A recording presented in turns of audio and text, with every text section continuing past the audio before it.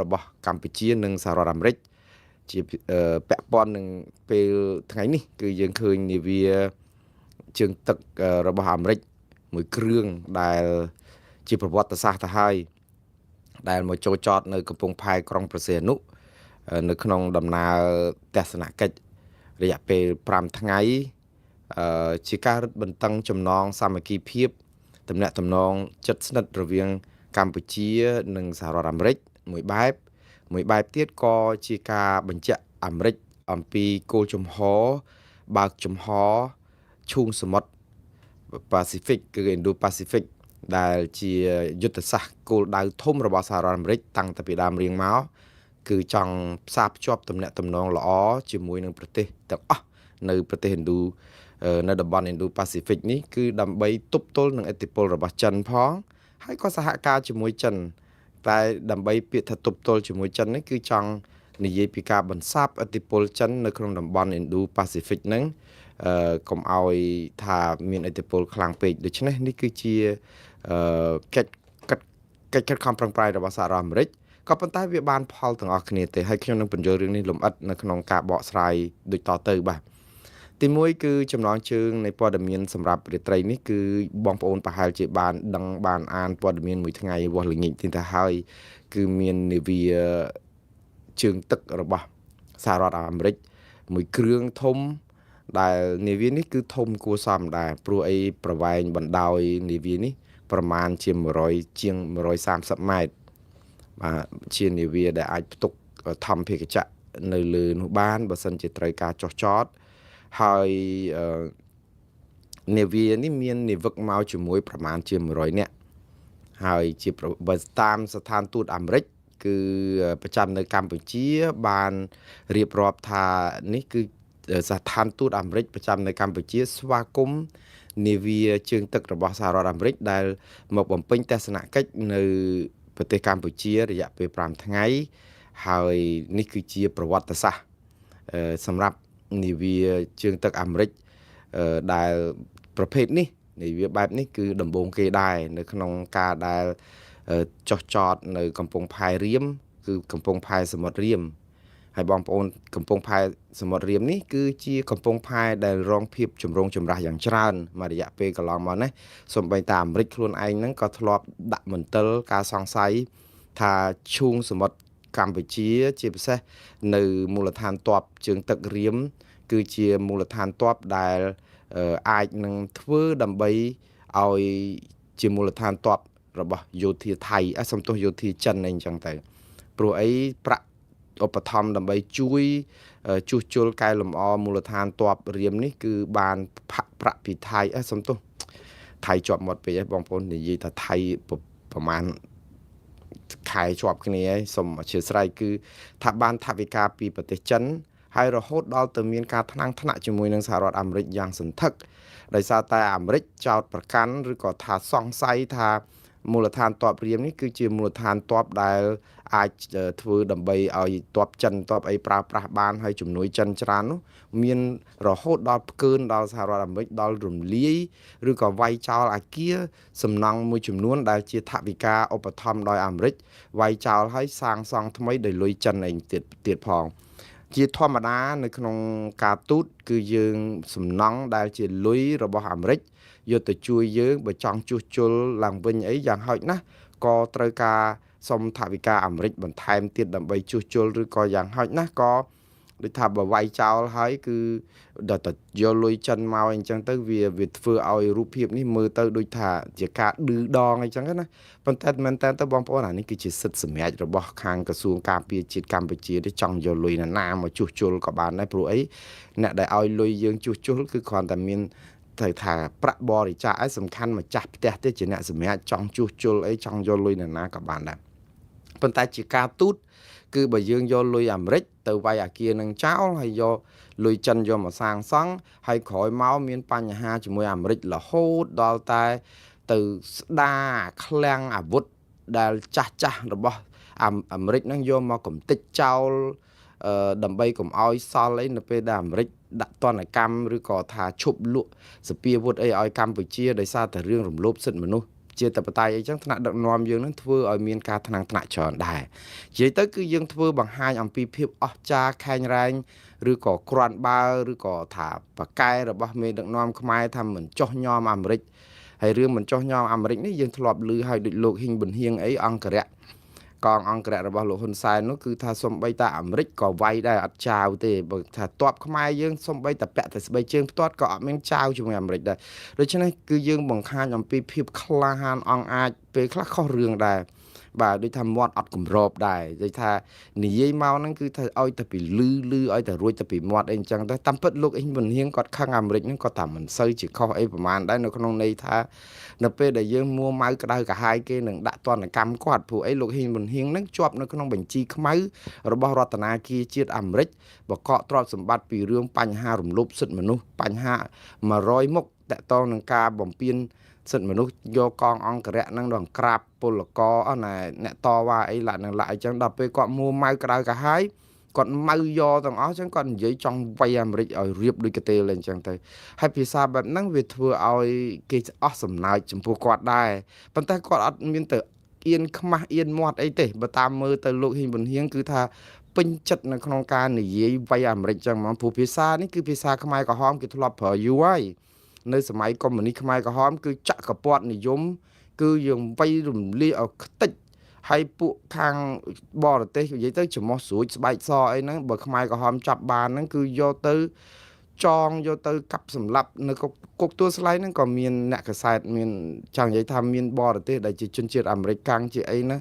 ជួនកាលហ្នឹងយើងម៉ៅគេទាំងអស់ថាជាឲ្យតែថាពួកអាមេរិកគឺខូចទាំងអស់អត់មានគិតថាអ្នកណាជាអ្នកកសែតឯករាជ្យអ្នកណាជាគិញ CIA អ្នកណាជាពួកខាងរដ្ឋាភិបាលអីចឹងយើងមនុស្សវាមានអង្គការសង្គមវាស៊ីវិលវាមានប្រជាប្រដ្ឋស្លូតត្រង់វាមានអ្នកស៊ើបអង្កេតឯករាជ្យវាមានអីចឹងវាមិនមែនដូចគ្នាទាំងអស់ថាអូឲ្យតាបើថារឿងអាមេរិ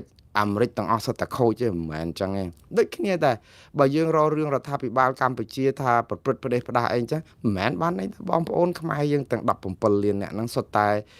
លុះក្រោមឥទ្ធិពលថាខូចអីអញ្ចឹងណាវាមិនមែនអញ្ចឹងទេវាមានអ្នកល្អវាមានអ្នកអាក្រក់វាមានអ្នកមាននិន្នាការនយោបាយខាងនេះខាងនោះដូចវៀតណាមអញ្ចឹងនៅពេលដែលមានការស្អប់រើសអើងជាតិសាសន៍វៀតណាមសូម្បីថាវៀតណាមខ្លួនឯងហ្នឹងក៏អត់ត្រូវគ្នាឯងគេដែរវៀតណាមខាងជើងមានត្រូវវៀតណាមខាងត្បូងឯណាជនជាតិវៀតណាមដូចគ្នាឈាមជ័រដូចគ្នាខាងជើងដែលកាន់កុម្មុយនីសអត់សូវត្រូវគ្នាជាមួយខាងត្បូងដែលកាន់សេរីប្រជាធិបតេយ្យអីទេអញ្ចឹងសូម្បីតាយើងថាម៉ៅទាំងអស់ថាវៀតណាមហ្មងគឺត្រូវតែស្អប់ជាតិសាសន៍ឬក៏ត្រូវតែរើសអើងគ្នាអាហ្នឹងក៏តាមមិនត្រូវវាជាពេលខ្លះគឺជារឿងនយោបាយអញ្ចឹងបានថាឲ្យយើងចែកឲ្យដាច់រវាងក្រូចនិងប៉មកុំឲ្យយើងលុះក្រោមឥទ្ធិពលនយោបាយคล้ายជាឧបករណ៍ប្រើប្រាស់របស់អ្នកនយោបាយហើយយើងនឹងคล้ายទៅជាងប់ងល់ខ្លាំងពេកទៅយូរផ្ដេសផ្ដាស់ហើយចាប់ផ្ដើមគេឌីលយើងបានណាហើយតែបើមើលទៅលោកហ៊ីងប៊ុនហៀងកាលពីមុនហ្នឹងគឺគាត់និយាយគាត់តែមិនខុសអីដែរព្រោះមេរបស់គាត់ហ្នឹងនិយាយតែអញ្ចឹងដែរជាមួយអាមេរិកហ្នឹងគឺរករឿងដូចថាមិនសូវត្រូវគ្នាទេនិយាយទៅទំនាក់ទំនងកម្ពុជាជាមួយអាមេរិកនេះគឺជូរចត់ល្វីងដោយសារអីដោយសារនយោបាយទៀតដោយសារតែកម្ពុជាយើងចំណេញនៅក្នុងការដែលរករឿងអាមេរិកនៅពេលដែលចិត្តបោះឆ្នោតជាពិសេសរករឿងអាមេរិកហ្នឹងដើម្បីអីទី1ឲ្យប្រជាពលរដ្ឋនៅមានកំហឹងអួលណែនក្នុងអរ៉ារករឿងអាមេរិកថាជាអ្នកដែលធ្វើឲ្យមានសង្គ្រាមនៅកម្ពុជាហេតុអីបានជាគេរំលឹកអញ្ចឹង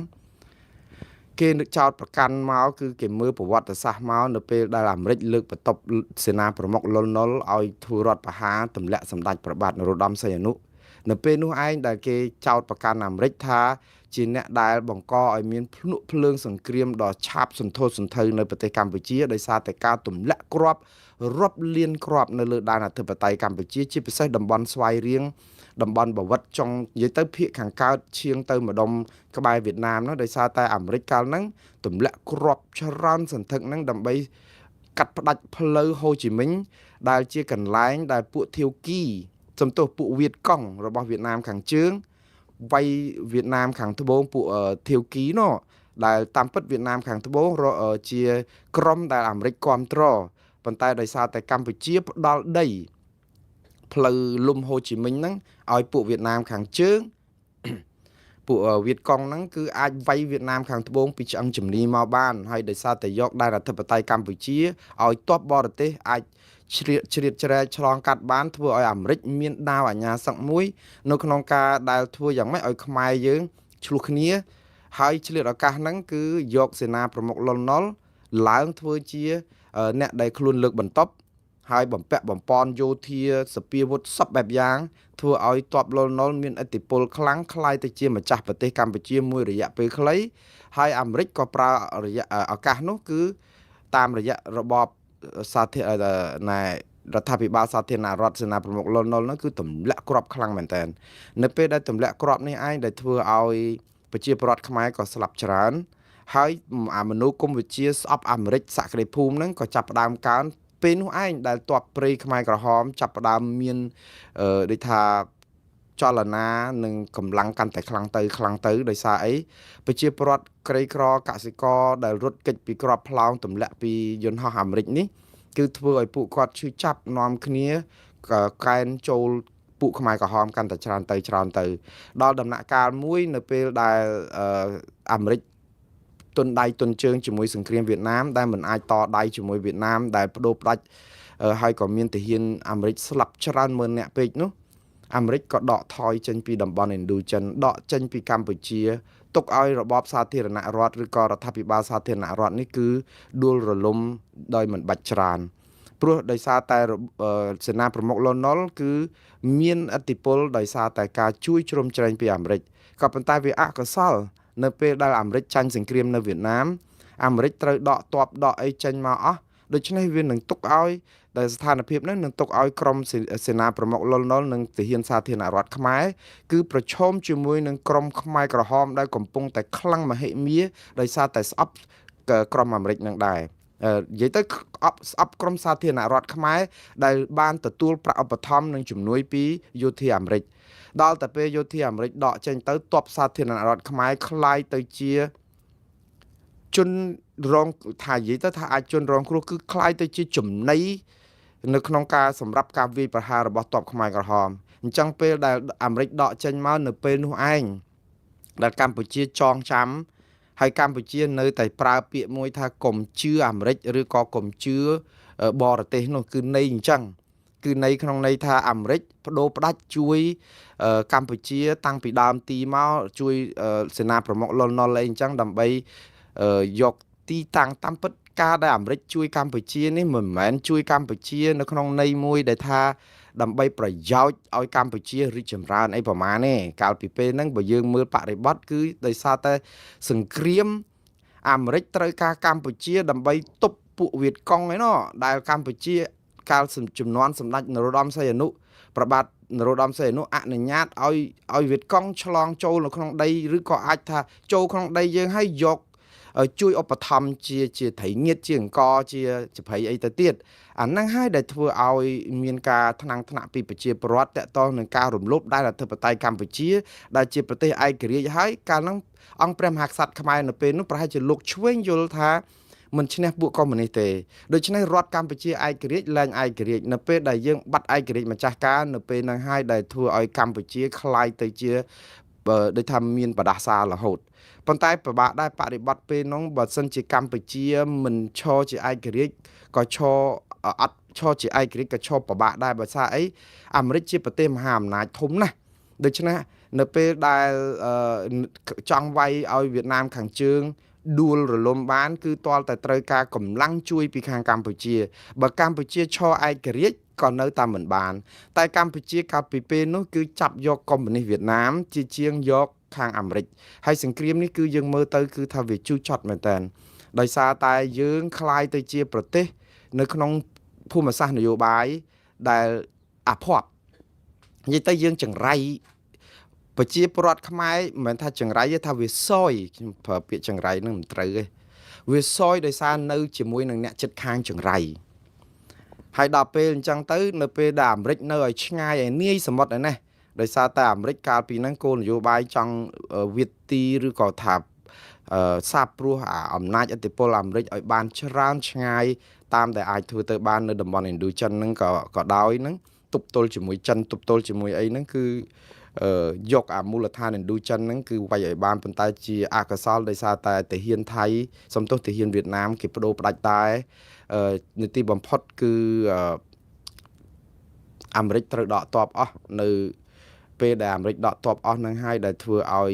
សេនាប្រមុខលន់នល់ក៏ត្រូវចាក់ចេញឲ្យទាហានសាធារណរដ្ឋបាក់ទ័ពតែម្ដងដោយសារអស់ការឧបត្ថម្ភពីអាមេរិកហើយនៅទីបំផុតគឺទាហានខ្មែរក្រហមវាយលុកចូលទីក្រុងភ្នំពេញបាននៅថ្ងៃទី17ខែមេសាឆ្នាំ1975គឺបានន័យថាក្រោយទ័ពអាមេរិកដកអស់ចេញពីកម្ពុជាទ័ពវៀតណាមទ័ពខ្មែរក្រហមវាយចូលប្រាវមកគឺខាងទាហានសាធារណរដ្ឋច្រើនណាស់ដែលលើកទង់សទម្លាក់អាវុធអីលាក់នឹងលាក់ក៏ប៉ុន្តែនៅពេលដែលទាហានខ្មែរក្រហមចាប់ផ្ដើមកាន់ប្រទេសនៅថ្ងៃទី17ខែមេសាឆ្នាំ75យកទាហានសាធារណរដ្ឋខ្មែរយកទៅសម្លាប់រាប់ម៉ឺនអ្នកម្ដងនៅទួលពោជ្រៃអីហ្នឹងយើងឈឺចាប់ខ្ញុំដឹងរឿងខ្មែរក្រហមនេះច្រើនដោយសារតែខ្ញុំបកប្រែនៅសាលាក្តីខ្មែរក្រហមប៉ុន្តែខ្ញុំចង់និយាយថាយើងធ្លាប់យកឱកាសមួយក្នុងការដែលមេដឹកនាំនយោបាយគ្រប់ជំនាន់ក្រោយមកទៀតគឺយកអ្វីដែលអាមេរិកបោះបង់ចោលកម្ពុជាសម័យសាធារណរដ្ឋហ្នឹងថាមិនទុកចិត្តអាមេរិកហើយយកឱកាសដែលអាមេរិកទម្លាក់គ្រាប់បែកទម្លាក់អីនៅកម្ពុជាហ្នឹងគឺជាឧបករណ៍នយោបាយដើម្បីធ្វើយ៉ាងម៉េចចំណេញស្លឹកឆ្នោតហើយបំពាក់បំពន់មនោគមវិជ្ជាឲ្យប្រជាពលរដ្ឋស្អប់អាមេរិកបងប្អូនសួរថាខុសទេមិនខុសទេព្រោះនេះគឺជាសារនយោបាយដែលជោគជ័យបំផុតសម្រាប់គណៈបកប្រជាជនកម្ពុជាជាពិសេសដែលយកមកប្រើរាល់ពេលមុនបោះឆ្នោតបងប្អូនចំណាំមើលរឿងពីរដែលកម្ពុជាធ្វើជារៀងរាល់ពេលមុនពេលបោះឆ្នោតម្ដងក្រៅតែពីការរំលោភបំពានបំផ្លិចបំផ្លាញគ្នាឯងនឹងធ្វើឲ្យចាប់អ្នកនេះដាក់គុកអីលាក់បិទមាត់សារព័ត៌មានអីហ្នឹងគឺមានរឿងពីរដែលកម្ពុជាជាពិសេសគណៈបកនយោបាយប្រជាជនកម្ពុជាធ្វើមិនដែលខានគឺការរំលឹកអនុស្សាវរីយ៍ថ្ងៃ7ខែមករាឬក៏របបខ្មែរក្រហមដែលជារបបបល័យពូជសាសន៍ដែលបានរលាយដោយសារតែស្នាដៃរបស់គណៈបកប្រជាជនកម្ពុជាដែលគេអះអាងបែបនេះតាមពិតគឺនៅពេលដែលគាត់នាំវៀតណាមមកដើម្បីលុកលុយប្រទេសកម្ពុជាជាង100,000នាក់រំដោះប្រទេសកម្ពុជាជាការពិតហើយប៉ុន្តែរឿងទី1ដែលរបបឬក៏ថារដ្ឋាភិបាលកម្ពុជាក្រោមការដឹកនាំរបស់គណៈបកប្រជាជនកម្ពុជាធ្វើអត់ដែលខានគឺការរំលឹកឲ្យប្រជាពលរដ្ឋចងចាំរបបអាវខ្មៅហើយការរំលឹកចងចាំរបបអាវខ្មៅ50ឆ្នាំជាងនេះគឺបានប្រសិទ្ធភាពបំផុតដោយសារគឺជាការធ្វើឲ្យប្រជាពលរដ្ឋរស់នៅក្នុងភាពបាក់ស្បាតមួយថាបើសិនជាអត់មានគណៈបកប្រជាជនកាន់អំណាចតទៅទៀតទេប្រទេសនេះនឹងវិលចូលដោយរបបខ្មែរក្រហមអញ្ចឹងនឹងមានសង្គ្រាមចម្បាំងរាំងជលហើយចាប់ផ្ដើមយករូបភាពសង្គ្រាមកាប់សម្លាប់អីហ្នឹងដើម្បីធ្វើឲ្យប្រជាពលរដ្ឋដែលរងទុក្ខខ្លោចផ្សាបាក់ស្បាតស្រាប់ហ្នឹងគឺបាក់ស្បាតកាន់តែខ្លាំងព្រោះអ្នកណាទៅចង់បានសង្គ្រាមតាមពិតអត់មានអីខុសឆ្គងទេដែលគណៈបកប្រជាជនកម្ពុជាជ្រើសរើសយកវិធីដែលយកប្រវត្តិសាស្ត្រយកមកបន្លាចប្រជាពលរដ្ឋអត់មានអីខុសឆ្គងទេព្រោះនៅក្នុងរបៀបធ្វើ marketing របៀបធ្វើទីផ្សារបើគេធ្វើទៅបានជោគជ័យហើយមានអតិថិជនជឿជាវផលិតផលតើយើងទៅធ្វើអីផ្សេងក្រៅពីហ្នឹងបើយើងមិនចិញ្ច្រុំអាហ្នឹងក៏ប៉ុន្តែការធ្វើបែបនេះគឺវាខុសក្រមសីលធម៌ច្រើនមែនតើដោយសារតែការប្រកួតប្រជែងមិនស្មើភាពគ្នាព្រោះអីរឿងដែល50-60ឆ្នាំទៅហើយគឺរដ្ឋាភិបាលបើគ្រាន់តែរំលឹកអំពីប្រវត្តិសាស្ត្រអត់សូវអីទេប៉ុន្តែរដ្ឋាភិបាលកម្ពុជាក្រោមការដឹកនាំរបស់គណៈបកប្រជាជនកម្ពុជាយកឱកាសនេះធ្វើដើម្បីឲ្យបំពាក់បំពន់ស្មារតីបំភ័យផ្នែកគំនិតកម្ពុជាឲ្យខ្លាចនយោបាយការដែលខ្លាចនយោបាយនេះគឺថាបើចូលរួមទៅវាមានក្រុមប្រឆាំងក្រុមអីទៅតវ៉ាទៅវានាំឲ្យប្រទេសនេះវាមានសង្គ្រាមអញ្ចឹងទៅធ្វើឲ្យប្រទេសកម្ពុជាយើងនឹងវិលចូលទៅដោយរបបខ្មែរក្រហមឡើងវិញតែតាមពិតអត់បានពន្យល់ថារបបខ្មែរក្រហមវាផុតរលត់យូរហើយគេមានសាលាក្តីខ្មែរក្រហមមកកាត់ក្តីមេដឹកនាំខ្មែរក្រហមហ្នឹងគេបិទទំព័រហ្នឹងទៅហើយរឿងរបបខ្មែរក្រហមវិលមកវិញហ្នឹងវាអត់មានទេ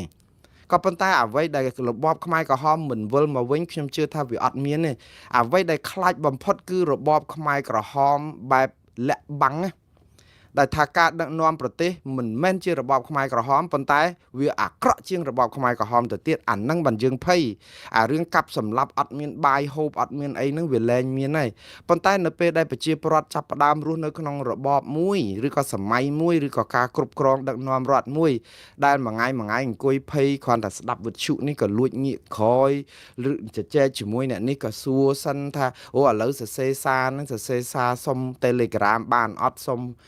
signal បានអត់ឬក៏អត់អាចទៅសេតាម Facebook បានឬក៏អត់អាចបង្ហោះសារអីបានទេហើយបើបង្ហោះឲ្យសុំឲ្យលុបវិញភ្លាមបានអត់សុំកំណត់ការដែលជជែកគ្នាហ្នឹងសុំមួយអាទិត្យអីឲ្យលុបវិញឬក៏3 4ថ្ងៃអីឲ្យវាលុបដោយស្វ័យប្រវត្តិទៅខ្លាចគេចាប់សារនឹងបាននេះអាក្រក់ជាងរបបខ្មែរក្រហមទេបងប្អូនព្រោះអីរបបខ្មែរក្រហមយើងដឹងថាយើងនិយាយមិនបានគេចាប់សម្លាប់កាប់សម្លាប់ប៉ុន្តែនៅពេលដែលយើងចាប់ផ្ដើមថាមានសិទ្ធិសេរីភាពចែងដោយរដ្ឋធម្មនុញ្ញហើយតែប្រជាពលរដ្ឋអត់មានសិទ្ធិសេរីភាពហើយរងការធ្វើទុកបុកម្នេញបាក់ស្បាតបែបនេះអាក្រក់ជាងសម័យខ្មែរក្រហមទៅទៀតខ្ញុំនិយាយបែបនេះគឺដោយសារអីគឺយើងបោកប្រាស់ប្រជាពលរដ្ឋឲ្យជឿថាយើងមានប្រជាធិបតេយ្យតែយើងរស់នៅក្នុងភាពភ័យខ្លាចអាហ្នឹងគឺជាការក្បត់មនុស្សផ្ដិតក្បត់សិលធម៌គុណធម៌និងគុណតម្លៃនៃប្រជាធិបតេយ្យហើយគឺយើងអាហ្នឹងថាយើងកុហកគេតាបងប្អូនតែយើងកុហកថាយើងទៅធ្វើអីមួយហើយតាមពិតតែយើងមិនអោយគាត់ទៅតាមអ្វីដែលយើងសន្យាអាហ្នឹងគឺជាការភូតផលជាការធ្វើនយោបាយប្រជាពិធដ្ឋធ្វើនយោបាយបោកប្រាស់អីចឹងទៅហើយអាហ្នឹងគឺជារឿងគ្រោះថ្នាក់បំផុតដោយសារអីហើយចាប់ផ្ដើមបោកបន្លំចឹងទៀតទៅយកអី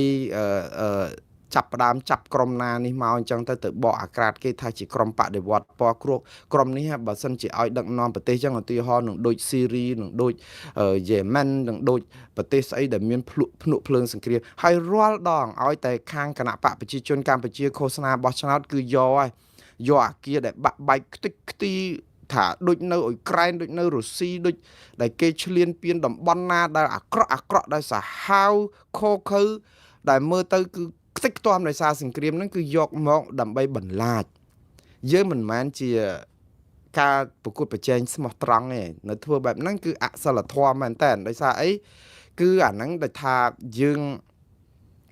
ដូចមានកីឡាបាល់ទាត់ដែលគេកំពុងប្រកួតអីអញ្ចឹងណាប្រកួតបាល់ទាត់ជាជាងការនិយាយអំពីមិត្តភាពជាជាងនិយាយអំពី fair play លេងទៅគឺកំដួលកំប៉ែងជើងគ្នាយើងលេងប្រកួតតាមកម្លាំងតាមបច្ចេកទេសគឺយើងអត់ទេយើងទៅផ្សាយប៉ាណូនៅអាកន្លែងប្រកួតហ្នឹងគឺនិយាយអំពីការវាយអាក្រុមមកខាងទៀតហ្នឹងឲ្យបាក់ធ្មេញដេ10ធ្នេឬក៏ការដែលចាប់អ្នកនេះដាក់គុកក្រុមនេះអាញាកណ្ដាលនេះគេធ្វើបាបអ្នកនេះឬក៏កូនចៅអ្នកនេះគេតាមសម្លាប់អីអញ្ចឹងទៅគឺផ្សាយតែសារបែបហ្នឹងពេញតែអាកន្លែងដែលប្រកួតកីឡាហ្នឹងណាបងប្អូនសាកគិតមើលថាតើកីឡាហ្នឹងវានឹងមានភាពមនោរម្យនិងយុត្តិធម៌ប៉ុណ្ណាទៅបើយើងនិយាយអំពីកីឡាបាល់ទាត់វាត្រូវតែទាត់បាល់វាត្រូវតែសបាយវាត្រូវតែជប់លៀងជុំគ្នាត្រូវតែចាប់ដៃក៏ប៉ុន្តែយើងទៅផ្សាយតែពីរឿងភាពខូខើភាពធ្វើទុកបុកម្នេញក្រុមម្ខាងទៀតបើក្រុមម្ខាងនឹងឈ្នះនឹងគឺថាយើងមិនអាចមកមើលបាល់នឹងបានទេគឺក្រុមនឹងគឺច្បាស់ណាស់នឹងធ្វើឲ្យកន្លែងបាល់ទាត់នឹងคล้ายទៅជាលេនដ្ឋានហាត់តាហ៊ានហាត់អីចឹងឧទាហរណ៍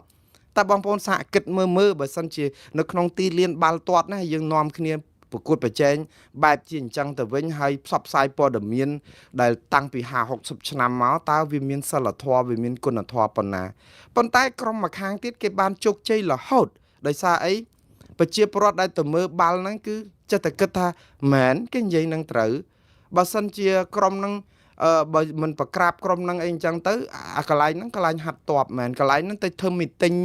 មានរថក្រោះមានអីមកកក្រឹកកក្រែងអីចឹងយើងអាចមកហូរកញ្ជ្រៀវអីចឹងបានទៀតទេហើយចឹងចិត្តតែជឿចឹងទៅស្អប់នយោបាយ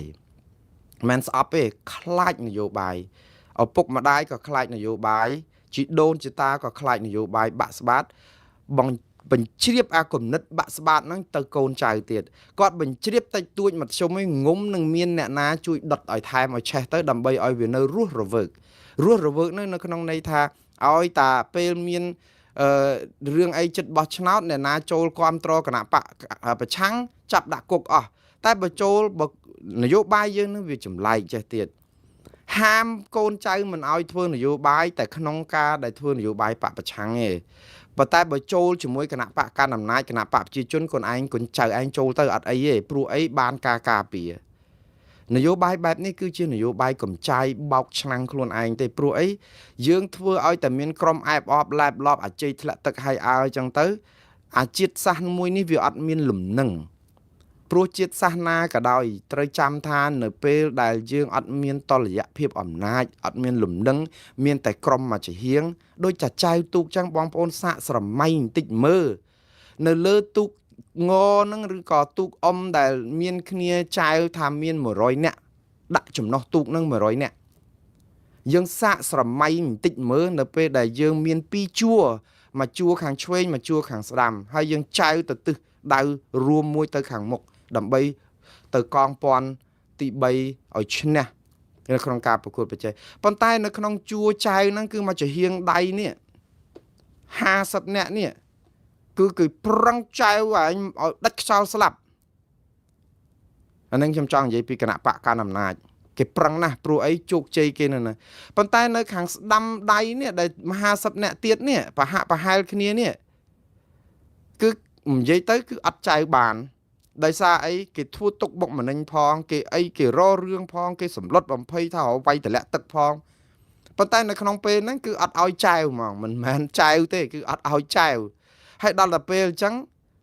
អ្នកទាំងអស់នេះមកជាហៀងយើងចៅទូកនៅពេលដែលយើងចៅមកជាហៀងទូកហ្នឹងវាអត់អាចទៅមុខទេបងប្អូនព្រោះទូកវាត្រូវការឲ្យមានលំនឹងស្មើគ្នាដើម្បីឲ្យទៅឲ្យខ្លាំងដូចគ្នាដល់អញ្ចឹងទូកហ្នឹងវាវល់ហើយមិនរកទិសតំបន់ទៅមិនឃើញទេអ្នកខាងស្ដាំនឹងទៀតសោតដោយសារតែមិនបានចែវគេធ្វើបាបធ្វើទុកបុកម្នេញអត់មានខ្វល់នឹងចង់ឲ្យទូកនឹងដល់ត្រើយទេចង់ឲ្យតលិចនៅកណ្ដាលទន្លេនឹងដែរទៅអានបានកសាងទូកថ្មីឬក៏ការប្រកួតថ្មីអីទេបើមិនចឹងទេដាក់ជើងទម្លាក់ក្នុងទឹកចោលចឹងទៅរាទឹកចឹងខ្មែរយើងគេហៅយកជើងរាទឹកហ្នឹងគឺបានន័យថាដាក់ជើងចោលនៅក្នុងទឹក50នាក់ដាក់ទម្លាក់ចោលលេងទៅមិនមែនបានន័យថាចង់រំខានទេប៉ុន្តែវាអត់មានទិសដៅដោយសារអីអត់មានភាពយុត្តិធម៌អត់មានអីអញ្ចឹងទៅគិតថាបើក្រុមមួយចំហៀងនោះឈ្នះក៏តែមិនដឹងបានប្រយោជន៍អីវាអត់បានស្មើគ្នាយើងឃើញអត់ស្មើគ្នាបែបនេះវាធ្វើឲ្យអាការចៅទូកយើងអត់ទៅមុខហើយឥឡូវនេះយើងឃើញហើយនេះទូករបស់យើងអត់ទៅមុខទេហើយអត់ទទួលស្គាល់ការពិតទេគឺនៅតែគិតថាយើងធ្វើត្រូវអាហ្នឹងរឿងទី1រឿងទី2ដែលគណៈបកកណ្ដាលអំណាចតែងតែយកមកប្រើជាទូទៅគឺការដែលបណ្ដោះគំនិតខ្មែរឲ្យស្រឡាញ់ខ្មែរស្អប់បរទេសហើយជាពិសេសស្អប់សហរដ្ឋអាមេរិកហ្នឹងហ្មង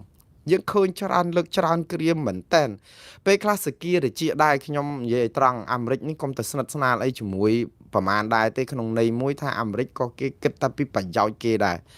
ចិនក៏គេគិតតែពីប្រយោជន៍គេនិយាយទៅបរទេសណាក៏គេគិតតែប្រយោជន៍គេដែរក៏ប៉ុន្តែអ្វីដែលគួរឲ្យប្លែកជាមួយនឹងអាមេរិករឿងមួយដែលបងប្អូនខ្មែរទាំងអស់គួរដឹង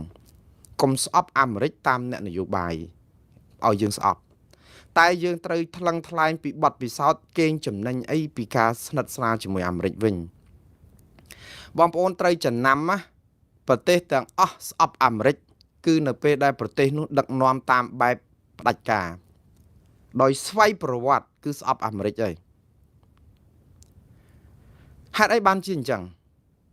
ព្រោះអាមេរិកគឺជាប្រទេសប្រជាធិបតេយ្យហើយអាមេរិកមានគោលនយោបាយការបរទេសមួយគឺសាបព្រោះលទ្ធិប្រជាធិបតេយ្យនៅលើពិភពលោកមិនមែនសាបព្រោះលទ្ធិប្រជាធិបតេយ្យហ្នឹងណានៅលើពិភពលោកហ្នឹងណាអាមេរិកមិនដឹងខ្លួនថាអស់លុយច្រើនណាជួយច្រើនណាហេតុអីបានជាមិនជួយសហរដ្ឋអាមេរិកទៅជួយប្រទេសលើពិភពលោកឲ្យមានប្រជាធិបតេយ្យតាមពិតអាមេរិកឆ្លាតត្រង់រឿងមួយដែលឆ្លាតមែនតើដែលខ្ញុំជឿថាហើយឆ្លាតប្រកបដោយគុណធម៌ទៀតហើយសិលធម៌ទៀតគឺការសាបព្រោះលទ្ធិប្រជាធិបតេយ្យឲ្យពិភពលោកនឹងមានប្រជាធិបតេយ្យកាន់តែច្រើនអាមេរិកកាន់តែចំណេញកាន់តែច្រើនហើយខ្ញុំនឹងបញ្យល់ហេតុអីបានអាមេរិកចំណេញច្រើនហើយប្រទេសដែលខ្លួនសាបព្រោះប្រជាធិបតេយ្យហ្នឹងក៏ចំណេញច្រើនដែរនិយាយថាអត់ខាតទេចំណេញទាំងប្រទេសនោះចំណេញទាំងសហរដ្ឋអាមេរិកយើងសាកគិតមើលបើអាមេរិកដាក់ទណ្ឌកម្មយើងតើយើងខាតអីខ្លះអាមេរិកដាក់ទណ្ឌកម្មខ្មែររហូតមកហើយយើងខាតអីខ្លះគឺយើងខាតទំនាក់ទំនងល្អជាមួយអាមេរិកប៉ុន្តែបើអាមេរិកមិនដាក់ទណ្ឌកម្មយើងចំណេញទាំងទំនាក់ទំនងល្អចំណេញទាំងសម្ព័ន្ធមិត្តអាមេរិកជួយយើង អានេះគឺជារឿងមួយដែលសំខាន់ហើយនៅពេលដែលប្រទេសនីមួយៗមានប្រជាធិបតេយ្យចំណេញអីដល់អាមេរិកខ្ញុំបញ្យល់ចាស់